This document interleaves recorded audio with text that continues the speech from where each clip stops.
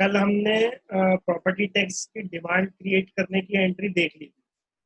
ठीक, property tax की demand कैसे क्रिएट की जाती है और प्रॉपर्टी टैक्स की जब डिमांड क्रिएट करने के बाद प्रॉपर्टी टैक्स को कैसे वसूला जाता है। ठीक, प्रॉपर्टी टैक्स डिमांड क्रिएट करने की एंट्री हमने क्या देखी थी? संपत्ति कर दाता यानी सन्ड्री डेटर्स, संपत्ति कर दाता, जिसे हम करदाता भी बोलते हैं, अकाउंट डेबिट। क्यों? क्योंकि वो व्यक्तिगत खाते प्राप्त करने वाला, व्यक्तिगत खाते प्राप्त करने वाला। करदाता ने क्या प्राप्त किया? करदाता ने हमारी सेवाएं प्राप्त की, करदाता ने हमारी सेवा प्राप्त की। ठीक, और आय, नाम मात्र के खाते, वो आय, आय एवं लाभ क्रेडिट। तो ये हमारी हो गई थी डिमांड क्रिएट करने की एंट्री। ठीक, प्रॉपर्टी टैक्स की डिमांड ऐसे क्रिएट की जाती है। अपन आ जाए दूसरी एंट्री पे, वसूली। वसूली पे हमने उनको छूट दी, तो छूट हमारी हानि, छूट हमारी हानि हुई। ठीक, और हमारे पास आया क्या? हमारे पास आया बैंक, यानी बैंक लेखा, डेबिट। पीएल अकाउंट का रूल, जो आता है वो डेबिट, जो आता है वो डेबिट। ठीक, सारी हानि और व्यय डेबिट, तो वो दोनों डेबिट। ठीक, और देने वाला, प्राप्त करने वाला डेबिट, तो देने वाला क्रेडिट। तो यहाँ पे करदाता देने वाला बन गया। क्या दे रहा है वो हमको दे रहा है बैंक, मतलब चेक। ठीक, ये हमने देख लिया था प्रॉपर्टी टैक्स की एंट्री। अब अपन देखेंगे जल कर की एंट्री। ठीक है, जल कर की एंट्री में जलकर जो है आपका, जलकर हर महीने की, जलकर हर महीने की पहली तारीख को, जैसे प्रॉपर्टी टैक्स हर साल की पहली तारीख को डिमांड क्रिएट करता है, वैसे ही जलकर हर महीने की पहली तारीख को डिमांड क्रिएट होती है। ठीक है, हर महीने की पहली तारीख को डिमांड क्रिएट होती है। क्यों? क्योंकि जलकर आपका एक तरह से यूजर चार्जेस होता है, जलकर आपका एक तरह से यूजर चार्जेस होता है।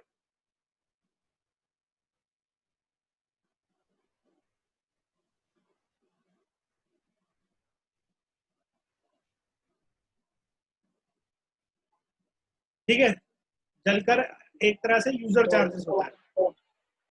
तो इसकी एंट्री अपन देखेंगे, इसकी एंट्री अपन देखते हैं। जल आपूर्ति विभाग द्वारा चालू वर्ष की मांग का लेखांकन। ठीक है, चालू वर्ष की मांग, इन्होंने मांग को एक ही साल का बताया है। वैसे प्रैक्टिकली हर महीने की पहली तारीख को होता है, लेकिन इन्होंने पहले साल का बताया हुआ है अपन ने। तो अपन इस एंट्री को अपन अपनी टैली में करेंगे। ठीक है, अपन इस एंट्री को अपन टैली पे करेंगे। पहले अब हम डिमांड क्रिएट करेंगे, हम पहली जलकर की डिमांड क्रिएट करेंगे। तो देखते हैं डिमांड में क्या लिखा है। माह जून 16 में नगरीय स्थानीय निकाय द्वारा चालू वर्ष के लिए जलकर का देयक, देयक मतलब बिल, बिल मतलब डिमांड क्रिएट करी, बिल मतलब डिमांड क्रिएट करी हमारी। ठीक है, बिल मतलब डिमांड क्रिएट करी हमारी। हेलो, आवाज आ रही है मेरी? चलो, बिल मतलब डिमांड क्रिएट करी हमने, कितने लाख की? 2,70,000 रुपए की डिमांड क्रिएट करी। ये 2,70,000 का नीचे बाइफिकेशन दिया हुआ है। बिना मीटर जलापूर्ति घरेलू, घरेलू लोगों से कितना लेना? 50,000 रुपए। व्यवसायिक, बिना मीटर व्यवसायिक 80,000 रुपए। बिना मीटर औद्योगिक इंडस्ट्रियल 1,00,000 रुपए। और बिना मीटर जलापूर्ति राज्य सरकार के विभाग के उपक्रम 40,000 रुपए। ठीक है, तो इसकी हमको डिमांड क्रिएट की एंट्री करनी पड़ेगी, डिमांड क्रिएट करनी है हमको। तो डिमांड क्रिएट करने की मतलब क्या है? पहली चीज, इसमें करदाता है, तो ठीक है, जो हमारा करदाता है, जो वाटर टैक्स का अकाउंट है, वो हमारा व्यक्तिगत होता है, व्यक्तिगत, पर्सनल। क्यों? क्योंकि वो करदाताओं को डिनोट करता है, करदाता। अब वो 8, 10, 20, 50 जितने भी हो सकते हैं, उन सभी को एक डिनोट करता है। तो करदाता प्राप्त, प्राप्त करने वाला रूल लगेगा व्यक्तिगत का, प्राप्त करने वाला। प्राप्त क्या कर रहे हैं यहाँ पे? वो प्राप्त कर रहे हैं जल, जल हमारे द्वारा उपलब्ध कराया गया। प्राप्त करने वाला कौन है? करदाता, तो करदाता अकाउंट डेबिट, फिर आय, जलापूर्ति से आय, जलापूर्ति से आय, तो सभी आय क्रेडिट। तो हमारी यहाँ पे भी सेम एंट्री बनेगी, जलापूर्ति अकाउंट डेबिट, करदाता अकाउंट डेबिट टू जलापूर्ति की आय। तो एंट्री क्या होगी हमारी? अच्छा, यहाँ पे कोई बैंक या कैश नहीं आ रहा है, तो कौन सा वाउचर लगेगा हमारा? हमारा वाउचर लगेगा F7 का shortcut, journal voucher, journal voucher. ठीक है, जर्नल वाउचर, जर्नल वाउचर की हम एंट्री करते हैं। F2 दबा के डेट चेंज करेंगे, जून बोला है तो हम 30 जून मान लेते हैं। ठीक है, जून बोला है तो हम 30 जून की एंट्री मान लेते हैं। हमने 30 जून की एंट्री मारी। हमारा करदाता डेबिट, करदाता हमारा डेबिट। ठीक, 431 431 431 में water tax current year, water tax current year. ठीक, वाटर टैक्स हमारा करंट ईयर का कितने लाख से हुआ एंट्री बता रहा है वो बता रहा है 2,70,000, 2,70,000 से डेबिट, 2,70,000 से डेबिट। ठीक, वाटर टैक्स घरेलू, घरेलू से कितना हो गया हमारा? 50,000 रुपए। ठीक,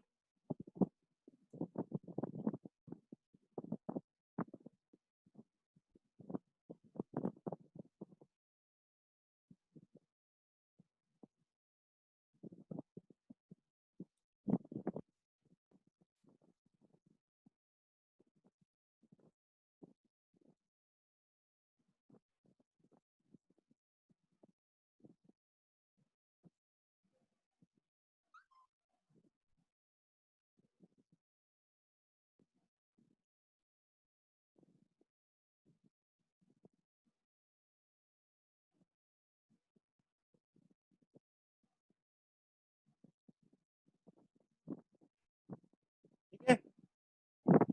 वाटर टैक्स कॉमर्शियल का लेजर हमें क्रिएट करना है। यहाँ पे आके लेजर पे आके alt C, alt C, alt control V. ठीक, ये हमारा लेजर क्रिएट बन गया।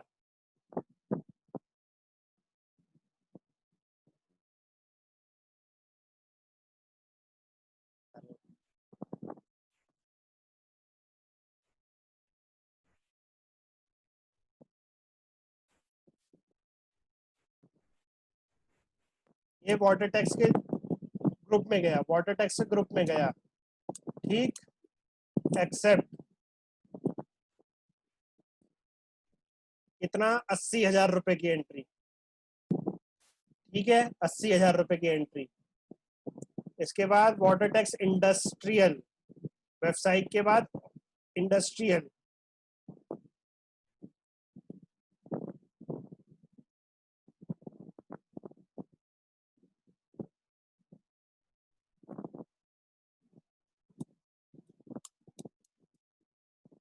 कितना अमाउंट है हमारा वाटर टैक्स इंडस्ट्रियल का? 1,00,000 रुपए, 1,00,000 रुपए।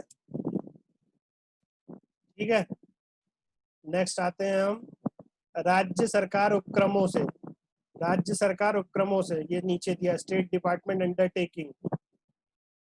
यहाँ पे हम लेजर क्रिएट करेंगे, ऑल्ट कंट्रोल सी।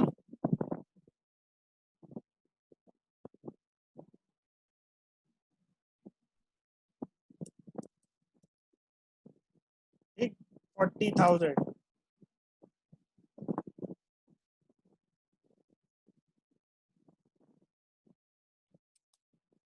जल कर की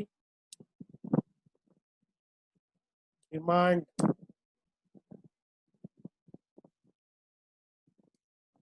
की गई।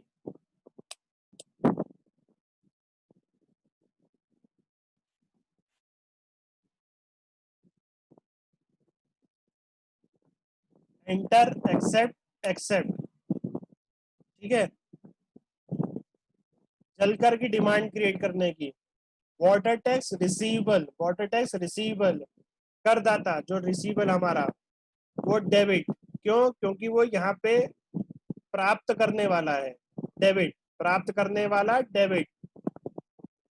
हमारी आय, नाम मात्र का रूल, सभी आय और लाभ, आय और लाभ क्रेडिट। तो ये हमारी एंट्री बन गई हमारी प्रॉपर्टी टैक्स रिसीवर्स डेबिट और इनकम क्रेडिट। तो इस एंट्री को हम एंटर मार के एक्सेप्ट करके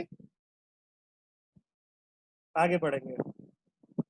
अच्छा, अब ये हमने डिमांड क्रिएट कर दी वाटर टैक्स की, हमने डिमांड क्रिएट कर दी वाटर टैक्स की, ठीक है।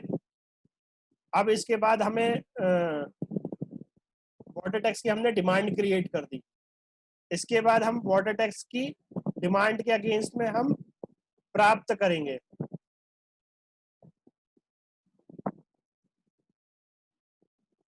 क्या लिखा है इस प्राप्त करने वाली एंट्री में? जल प्रदाय से संबंधित नोटिस शुल्क, वारंट शुल्क एवं अन्य शुल्क से संबंधित लेखांकन प्रविष्टियां 15 जून 2016 को नगरीय स्थानीय निकाय द्वारा शुल्क देयक 10,000 रुपए, वारंट शुल्क देयक 10,000 रुपए जलकर के समय भुगतान न करने के लिए जारी किया गया, जिसका संग्रहण 10 जुलाई को। अच्छा, एक चीज समझिएगा, एक चीज मैं आपको क्लियर करूं, कैश बेसिस पे देखिए, यहाँ पे हमने पहले डिमांड क्रिएट करी, किस चीज की डिमांड करी? वाटर टैक्स की करी, है ना।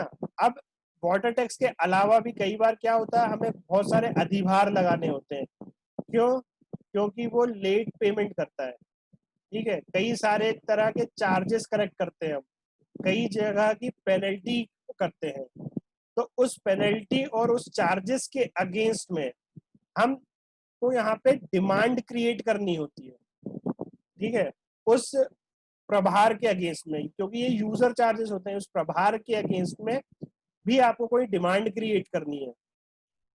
मान के चलिए कि कोई आया, किसी का आपको चार्जेस लगाना है कि ये बंदे ने हमको टाइमली जमा नहीं कराया, तो इसके ऊपर 10,000 रुपए का अधिभार लेने का, वसूलने का। अगर हमने आदेश पारित हो गया, अगर हमारे पास आदेश आ गया, तो हम उस 10,000 रुपए का बिल क्रिएट कर देंगे, डिमांड क्रिएट कर देंगे, ठीक है। तो उसी प्रकार सेम देखिए आप इसमें क्या सवाल में क्या लिखा हुआ एंट्री में, जल प्रदाय से संबंधित, जल प्रदाय से संबंधित ये लिखा है, संबंधित नोटिस शुल्क, वारंट शुल्क एवं अन्य शुल्क से संबंधित लेखांकन प्रविष्टि दिनांक 15 जून को नगरीय निकाय द्वारा नोटिस शुल्क देयक रुपए 10,000 एवं वारंट शुल्क देयक रुपए 10,000 जलकर के समय पर भुगतान न करने के लिए जारी किया, ठीक है, जारी कर दिया। भुगतान करने के लिए उसके ऊपर पेनल्टी हमने लगा दी। तो अब हम इस एंट्री को करेंगे 15 जून 2015 जून पे आएंगे हम, यहाँ पे F2 दबाएंगे 15 जून को, ठीक है। वही डेटर का अकाउंट 431, ठीक, यूजर चार्जेस वाला अकाउंट है ये। वाटर टैक्स में केवल वाटर टैक्स वाला आएगा, यूजर चार्जेस के लिए हम यूजर चार्जेस वाला अकाउंट क्रिएट करते हैं। 431 ऑल्ट सी हम वहां पे जाके दिखवाएंगे, 431 का जीएल कोड ढूंढेंगे।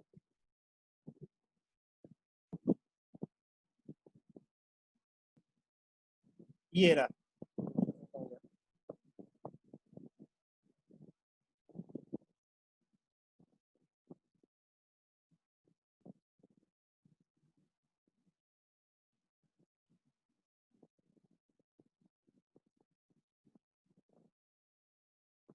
चार्जेस का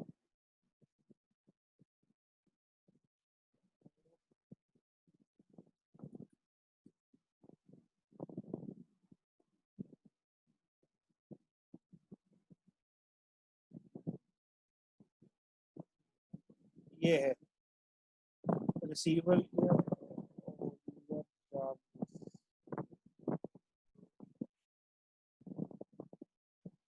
431,3001, उन्होंने इसी को ही यूजर चार्जेस बना दिया।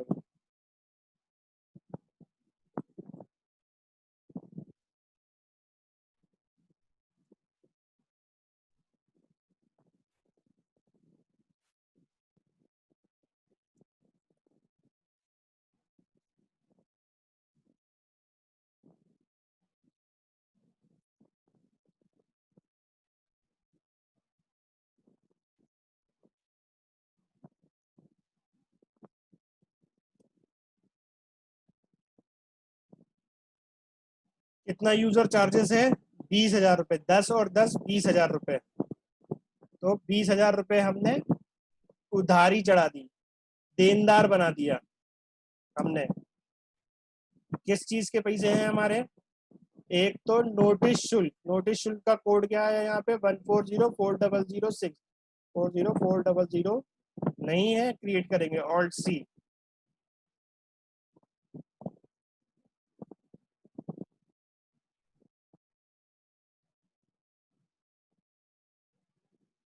ये रहा नोटिस शुल्क 14040 के कोड में। ठीक है, इसका 10,000 रुपये आय है। नाम मात्र खाते आय है हमारा। अगला क्या है हमारा? शुल्क उपभोक्ता प्रभार वारंट शुल्क से। वारंट शुल्क ये रहा नीचे। ये भी नहीं होगा, ऑल्ट कंट्रोल भी। ये भी हमने इसमें क्रिएट करा।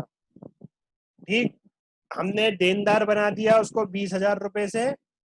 10,000 रुपये हमने आय बुक करी अपनी फीस और नोटिस से, और 10,000 रुपये हमने आय बुक करी फीस वारंट से। ठीक, इसको और इसका हमने लिख दिया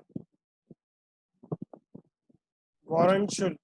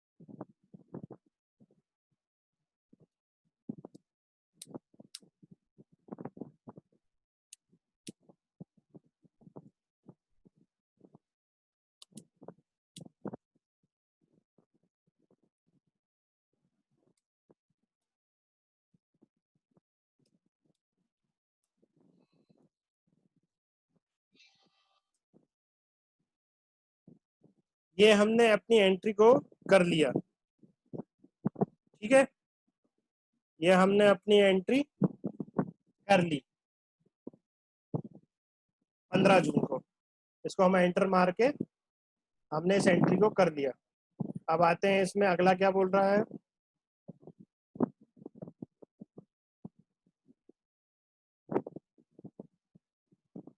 अब अपन ये हमने डिमांड तो क्रिएट कर ली, हमने ये डिमांड तो क्रिएट कर ली। अब इसकी वसूली करते हैं। अब इसकी हम वसूली करते हैं सेम डेट पे। इसमें शायद नहीं दिया है आपके में। अब अपन इसकी वसूली करते हैं। ठीक है, इसकी वसूली की एंट्री वही होगी। F2 दबाएंगे, एक डेट लेते हैं 25 जुलाई, क्योंकि डिमांड क्रिएट करने के बाद ही वो होगा। ठीक, वसूली करने पे हमारे पास क्या प्राप्त होता है? हमारे पास प्राप्त होता है बैंक। हमारे पास क्या प्राप्त होता है? हमारे पास प्राप्त होता है बैंक। उस बैंक को हम, जो प्राप्त होने वाली चीज है वो होती है डेबिट, जो आ रही चीज होती है वो होती है डेबिट। ठीक है, तो डेबिट हम करेंगे। वाउचर कौन सा इस्तेमाल होगा? रिसिप्ट, क्योंकि इसमें बैंक आ रहा है और रिसीविंग है 25 जुलाई को। ठीक, अच्छा, व्यक्तिगत खाता। व्यक्तिगत खाता होगा हमारा 431। प्राप्त करने वाला डेबिट और देने वाला क्रेडिट। तो यहाँ पे अभी हमारा जो डेटर है, जो करदाता है, वो हमारा क्रेडिट। क्यों? क्योंकि वो हमको दे रहे हैं। क्या दे रहे हैं? वो हमको दे रहे हैं बैंक। बैंक यानी बैंक में अमाउंट दे रहे हैं, हमारे कैश दे रहे हैं या नगद दे रहे हैं। तो हमारा प्राप्त कर, देने वाला कौन हो गया हमारा? Water tax. Water tax, water tax से हमें कितना वसूलना था? 2,70,000 रुपए। 2,70,000 रुपए। ठीक है, कहाँ प्राप्त करा? मैंने स्टेट बैंक ऑफ इंडिया में प्राप्त करा। मैंने स्टेट बैंक ऑफ इंडिया में 2,70,000 रुपए प्राप्त करा। तो मैंने इसकी एंटर मार के एंट्री कर दी। यहाँ पे मैंने अमाउंट डाल दिया, यहाँ पे मैंने डेट डाल दी, यहाँ मैंने बैंक का नाम लिख दिया। ठीक, यहाँ पे अब यहाँ पे मैं नरेशन लिख दूंगा, जलकर की वसूली की गई। ठीक, जलकर की वसूली की गई, ये एंट्री हो गई हमारी वसूली की। सेम एज इट इज जैसे हमने प्रॉपर्टी टैक्स में, ध्यान रखिए, जैसे हमने प्रॉपर्टी टैक्स में पहले डिमांड क्रिएट करी थी, जैसे हमने प्रॉपर्टी टैक्स में पहले डिमांड क्रिएट करी थी, फिर उसके बाद उसकी वसूली करी थी। पहले हमने डिमांड क्रिएट करी थी, उसके बाद हमने उसकी वसूली करी थी। तो ये दोनों एंट्री सेम हमारी प्रॉपर्टी टैक्स रिलेटेड है। इसको मैंने इसलिए इतना फास्ट बता दिया क्योंकि प्रॉपर्टी टैक्स में अपन ने काफी समय दिया था। ठीक है, अच्छा, अब डाउट आता है कि डिमांड क्रिएट जो हम करते हैं वो कब कब करते हैं। तो अगर आपके पास जानकारी जिस तारीख में उपलब्ध है, मान के चलिए कि मैंने आपसे बोला कि 1 अप्रैल को डिमांड क्रिएट हो जाती है, अगर आपके पास 1 अप्रैल को डिमांड क्रिएट हो रही है तो आप 1 अप्रैल में डिमांड क्रिएट कर लीजिए। आप अकाउंटेंट है, आप रेवेन्यू डिपार्टमेंट के संपर्क में रहते हैं, तो उनसे आप महीने साल की शुरुआत में डिमांड मांग सकते हैं, क्योंकि आप लोगों से मांगा जाता है। ठीक है, वैसे ही जलकर होता है तो आप जलकर विभाग से भी उनकी डिमांड मांग सकते हैं कि आप मुझे बताओ कि इस महीने आपकी कितनी डिमांड बनी है। तो डिमांड की एंट्री के लिए तो आपको अपने पर्टिकुलर डिपार्टमेंट से बात करनी पड़ेगी। ठीक, और वसूली जो होती है, वसूली वो आपके पास हर दिन की आती है, आपके पास हर दिन की वसूली आती है, आप लोग कैश बुक में उस वसूली को एंट्री करते हैं। ठीक है, उस कैश बुक को आप वसूली की एंट्री करते हैं, उस कैश बुक की वसूली की एंट्री आपको बस यहाँ पे एंटर करनी है, उस कैश बुक की वसूली आपको यहाँ पे एंटर करनी है डेली। ठीक है, तो जो डेली एंट्री होगी वो तो होगी ये रिसिप्ट वाली एंट्री कि bank account debit to property tax, bank account debit to water tax, bank account debit to fees and warrant, bank account debit to ये। ठीक है, तो ये एंट्री तो आपकी डेली होगी, लेकिन डिमांड की एंट्री एक ही होगी। अभी तो सिर्फ हम एक एक एंट्री का एग्जांपल ले रहे हैं, लेकिन आपकी जो वसूली की एंट्री होती है, वसूली की एंट्री हर दिन की होती है।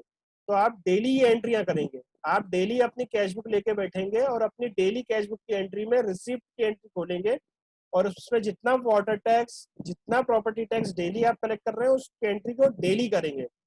ऐसा नहीं कि एक महीने की एंट्री को एक साथ कर दिया, ऐसा नहीं होना चाहिए, क्योंकि आपका फिर कैश बुक और आपकी टैली मैच नहीं होगी। तो डेली कैश बुक की एंट्री आप रिसिप्ट साइड की इसमें करेंगे। तो मैं आपसे बोलूंगा कि आप रिसिप्ट साइड की एंट्रियां चढ़ाना चालू कर लीजिए, रिसिप्ट साइड की, तो उसमें केवल आपकी रिसिप्ट की एंट्रियां चढ़ेंगी। आपकी अभी डिमांड मत चढ़ाइएगा, आप सिर्फ रिसिप्ट की एंट्रियां चढ़ाइएगा। चलिए अगली देखते हैं अपन, अगली एंट्री क्या है हमारी। नागरिक सुविधाओं से किराया शुल्क एवं अन्य सेवाओं का लेखांकन।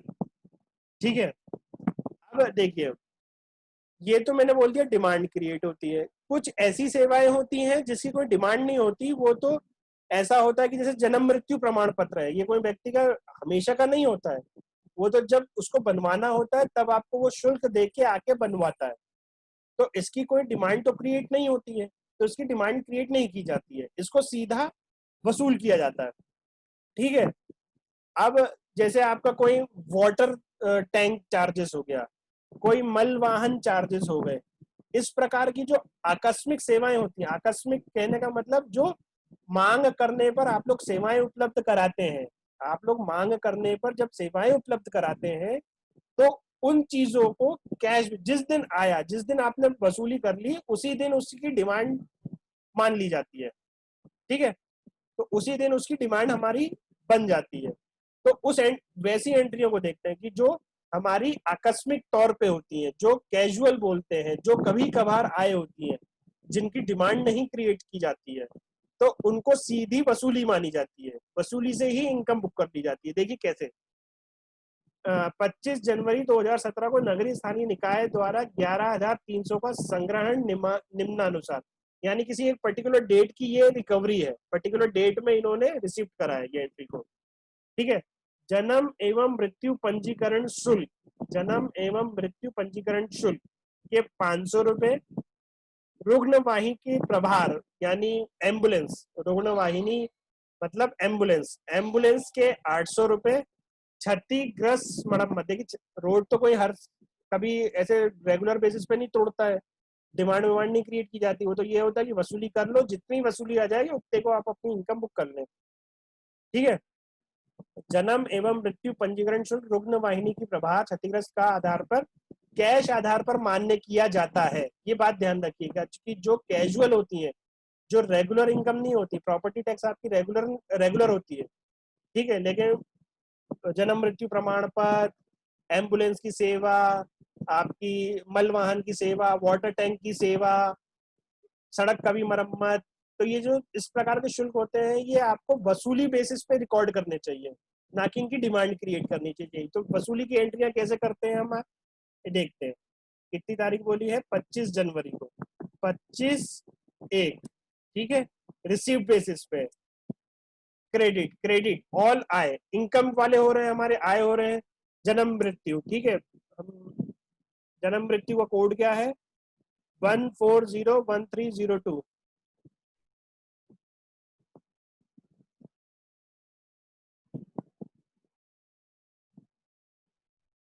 यहाँ पे क्रिएट करेंगे, ये क्रिएट करा, ये 14013, यहाँ पे आए, एंटर मारा, कितना, 500 रुपए, ये 500 रुपए। ये मैं आपको डेली वाली एंट्री बता रहा हूँ सर, ये आप लोगों को अपनी कैश बुक का left hand side receipt side देखिएगा और यही एंट्री मारिएगा। बस आपको जीएल कोड पता होना चाहिए, आपको जीएल कोड पता होना चाहिए, नहीं पता हो तो आप यहाँ से देख सकते हैं, इंग्लिश हिंदी दोनों दिए हुए, ठीक है। अगली चीज क्या है, रुग्ण वाहिका यानी एम्बुलेंस, 1405003, 1405003, ठीक है। यूजर चार्जेस एम्बुलेंस, ये भी नहीं क्रिएट होगा, यहाँ पे भी ऑल्ट सी, ठीक, ये हमने 1405, यूजर चार्जेस 800 रुपए, ठीक है।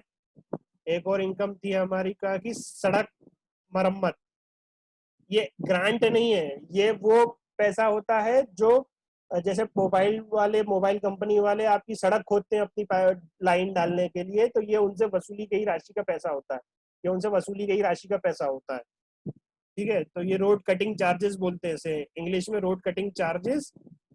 ये देखिए, रोड कटिंग चार्जेस, क्षतिग्रस्त सड़क मरम्मत के हेतु वसूली, ठीक है। तो ये रोड कटिंग चार्जेस 14040, ये रोड कटिंग चार्जेस ये है, ये क्रेडिट होगी, इनकम है, आय है आपकी, ठीक है। रोड कटिंग चार्जेस आय क्यों है, क्योंकि उस वो पैसे वसूल करके आप उस रोड को रिपेयर कराएंगे, उस रोड को रिपेयर कराएंगे, ठीक है। वो अनुदान नहीं, वो रिपेयर कराएंगे, तो वो रिपेयर का व्यय में आता है। तो अभी यहाँ पे हम वसूली कर रहे हैं, कितना अमाउंट है, 10,000 रुपए, कितना अमाउंट है हमारा, 10,000 रुपए, ठीक। Debit, state bank of India हमारा पहला, 11,300 रुपए की हमने वसूली। ये एंट्री है जो आपको अपने कैश बुक के लेफ्ट हैंड साइड आय पक्ष में ये सारी एंट्रियां आपको पास करनी है। ये मैंने आपको प्रैक्टिकल ट्रेनिंग बता दी। अभी मैंने आपको सिर्फ 3 लेजर का बताया है, हो सकता है आपके यहाँ पे वो 10 हो सकता है वो आपके यहाँ पे 20 हो सकता है आपके यहाँ 5 हो, तो वो entry same as it is ऐसी होगी, कोडिंग सबके अलग अलग अलग अलग डलेंगे, ठीक है। और आखिरी में मान के चलिए कि ये 11,300 रुपए में से एक बैंक खाते में नहीं गया, एक बैंक खाते में नहीं गया, ये गया 2 बैंक खातों में, ये गया 2 बैंक खातों में। मान के चलिए स्टेट बैंक ऑफ इंडिया में गया ये 10,000 रुपए, स्टेट बैंक ऑफ इंडिया में आपने 2 खातों में जमा करा, तो 10,000 रुपए इस खाते में, ठीक है। और अगला खाता भी वापस डेबिट हो गया, अगला खाता में आपने कौन सा डाला, यूनियन बैंक ऑफ इंडिया, या कौन सा है इसमें, ये बैंक ऑफ बड़ौदा में गया, बैंक ऑफ बड़ौदा में 1,300 रुपए जमा करें, तो यहीं पे आप बाइफरकेट कर देंगे, यहीं पर आप बाइफरकेट कर देंगे। ऐसे ही 2 खाते हो सकते हैं, ऐसे ही 3 हो सकते हैं, 4 हो सकते हैं, 5 हो सकते हैं, या 6 7 8 जितने आप चाहें उतने खाते यहाँ पे हो सकते हैं, ठीक है। दोनों साइड का नीचे टोटल बराबर होगा, 11,300 11,300 दोनों साइड का टोटल बराबर होगा, ठीक है। आज, अब यहाँ पे हम लिखेंगे नरेशन, आज दिनांक की आय, ठीक, कैश बुक के सर जी आधार पर, जी सर जैसे एक सिंगल डे की टोटल आय का 5% संचित निधि में जाता है, हाँ सर। तो वो कैसे करेंगे, क्योंकि वो तो टोटल सर आय का 5% जाता अभी है। अपन 5 मिनट का ब्रेक लेते हैं, सेशन भी एंड होने वाला है, तो अपन इसका 5, क्योंकि इसका सवाल जवाब आपका 3 मिनट का होगा तो वो ब्रेक हो जाएगा, 3 से 4 मिनट का होगा, ठीक तो ठीक। अपन 5 मिनट का ब्रेक लेते हैं। फिर मैं आपका इसका संचित निधि वाला क्लियर कर दूंगा, ठीक है बिल्कुल। ठीक वो ठीक। मैं आपका संचित निधि वाला मैं आपको क्लियर कर दूंगा। ओके, 5 मिनट का ब्रेक लेते हैं अपन।